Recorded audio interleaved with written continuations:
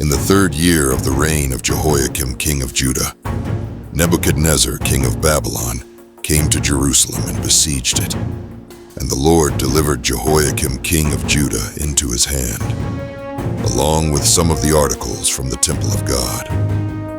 These he carried off to the temple of his God in Babylonia, and put in the treasure house of his God.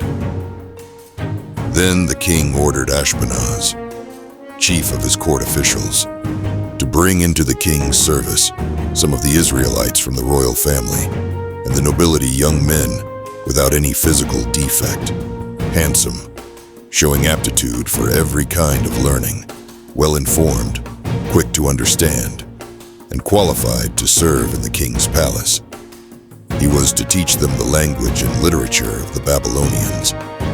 The king assigned them a daily amount of food and wine from the king's table. They were to be trained for 3 years, and after that, they were to enter the king's service. Among those who were chosen were some from Judah: Daniel, Hananiah, Mishael, and Azariah. The chief official gave them new names. To Daniel, the name Belteshazzar; to Hananiah, Shadrach; to Mishael, Meshach; and to Azariah, Abednego. But Daniel resolved not to defile himself with the royal food and wine, and he asked the chief official for permission not to defile himself this way. Now God had caused the official to show favor and compassion to Daniel. But the official told Daniel, "I am afraid of my lord the king, who has assigned your food and drink. Why should he see you looking worse than the other young men your age? The king would then have my head because of you."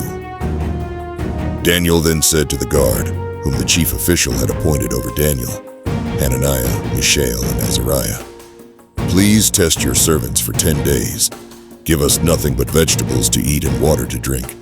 Then compare our appearance with that of the young men who eat the royal food, and treat your servants in accordance with what you see."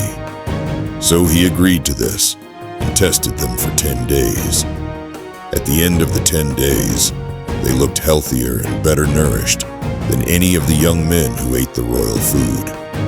So the guard took away their choice food and the wine they were to drink, and gave them vegetables instead.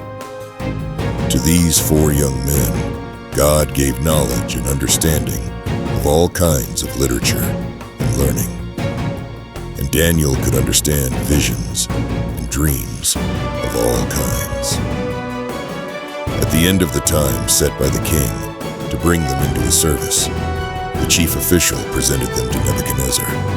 The king talked with them, and he found none equal to Daniel, Hananiah, Mishael, and Azariah. So they entered the king's service. In every matter of wisdom and understanding, about which the king questioned them, he found them 10 times better than all the magicians and enchanters in his whole kingdom. And Daniel remained there until the 1st year of King Cyrus.